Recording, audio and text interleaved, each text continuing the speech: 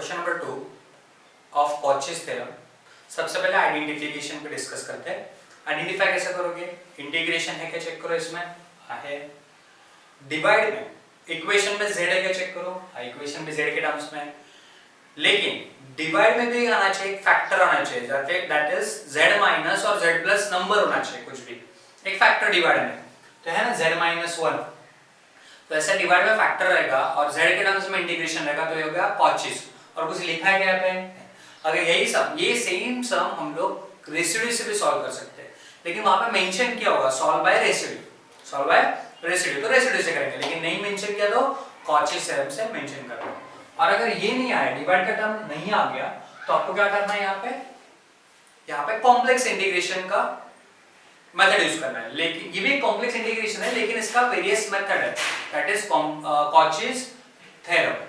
ठीक है, तो ये डिवाइड में आ गया, इसका कॉचीज हो गया। तो इसका स्टेप देखते हैं एक बार, क्या स्टेप्स करना आपको। सबसे पहले पॉइंट फाइंड करना है।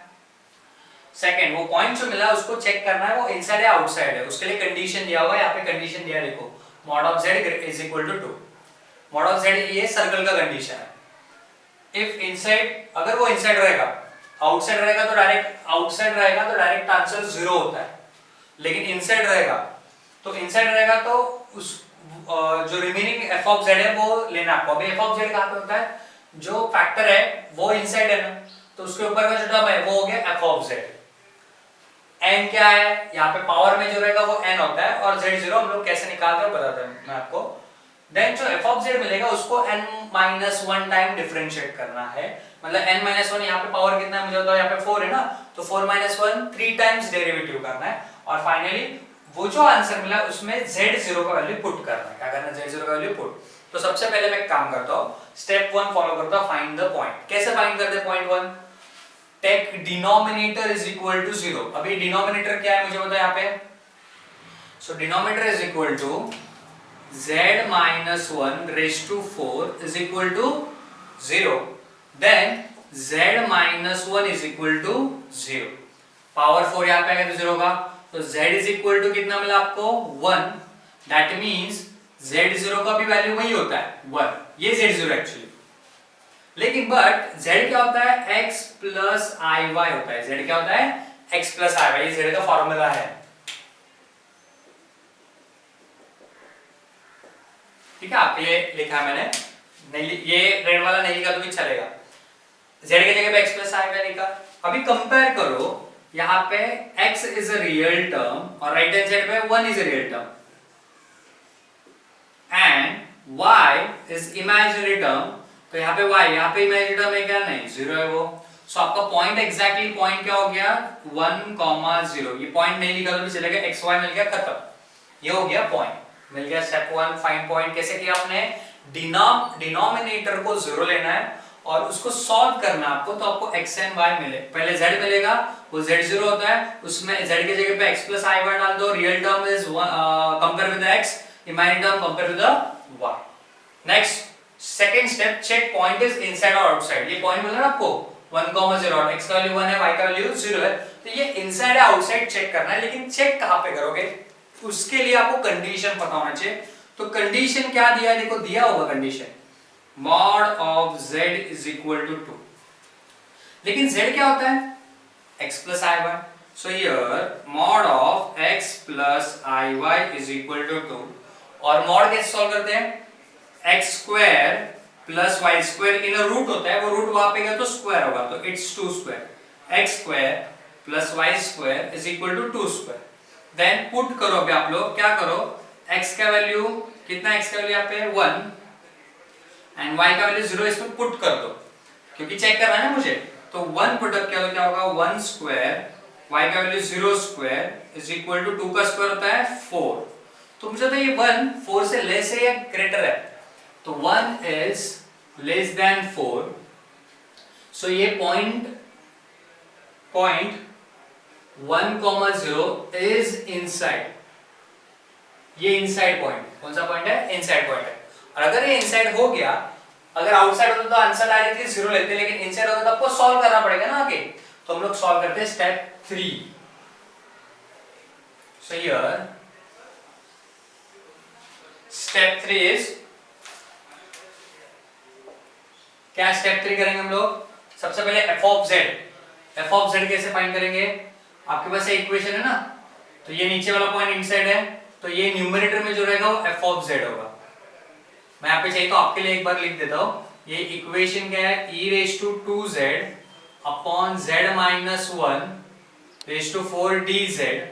ठीक है, तो ये जो है आपका term, this is f of z. ठीक है, और ये है n।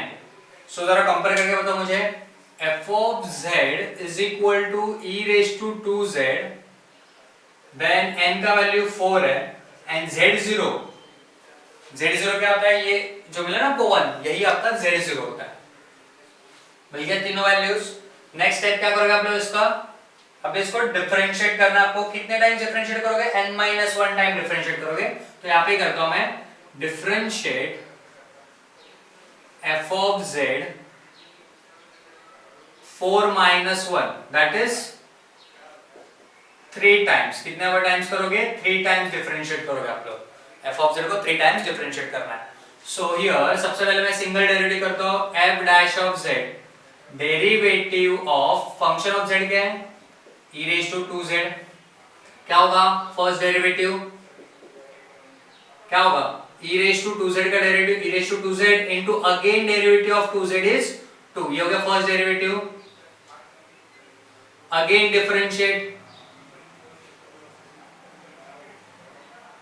With respect to z, वापस एक बार करेंगे तो क्या हो गया यहाँ पे? f रेज टू 2z, इसका डेरिवेटिव क्या होगा? 2 constant and e raise to 2z का derivative e raise to 2z into again 2। देखो ये 2 constant, e raise to 2z का अब भी क्या नाम है? e रेज टू 2z का डेरिवेटिव क्या होता है? e raise to 2z into 2, क्योंकि 2z का वापस डेरिवेटिव 2 हो गया। सो आपको क्या मिला यहाँ पे? f स्क्वायर ऑफ z क्या मिला आपको? 4 e रेज टू 2z। लेकिन ये इनफ नहीं है। कितने टाइम्स डिफरेंशिएट करना आपको? 3 times. Again differentiate with respect to z, so f raised to 3z, 4 constant, e raised to 2z का derivative e raised to 2z into 2, so 2 into 4 8 e raised to 2z।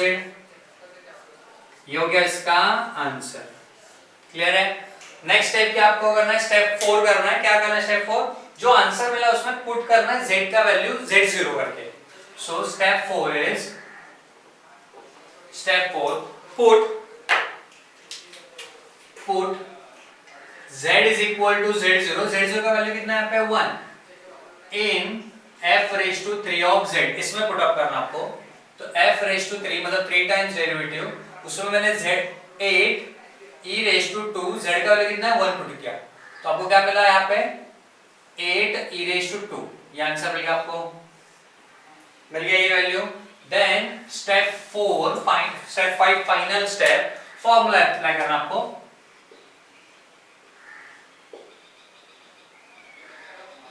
So integration of question क्या है? देखो e raise to 2z upon z minus 1 raise to 4 dz is equal to, ये question है और point inside रहेगा तो formula ये है ना आपके पास, that is 2 pi i upon n minus 1 factorial f raise to n minus 1 z0। ये फॉर्मूला लिखा मैंने, वे फॉर्मूले के हिसाब से क्या होगा? यहाँ पे i लिख देता हूँ, 2 पाई i, n का वैल्यू कितना है यहाँ पे? देखो कितना है? 4, तो 4 minus 1 factorial f raise to n minus 1 मतलब 3 होगा ना, मैं डायरेक्ट लिखूँ यहाँ पे 3 इनटू z0, z0 का वैल्यू कितना है यहाँ पे? 1। क्लियर है? तो यहाँ पे आप लोगों ने क्या किया? यहाँ पे z की जगह पे 1 पुट अप किया था। देन फाइनल आंसर पुट कर दो, 2 पाई i, 3 फैक्टोरियल का वैल्यू होता है 3 into 2 into 1 नहीं लिखता हूं मैं, और f रेशो 3 का आंसर कितना मिला आपको? 2 8 e स्क्वायर। कितना मिला? 8 e square. 2 to get cancel, so final answer is i is equal to 2 to get cancel हो गया तो 8 e square pi i upon 3। सो ये हो गया आपका फाइनल आंसर। ठीक है, इतना लिख लो। चलो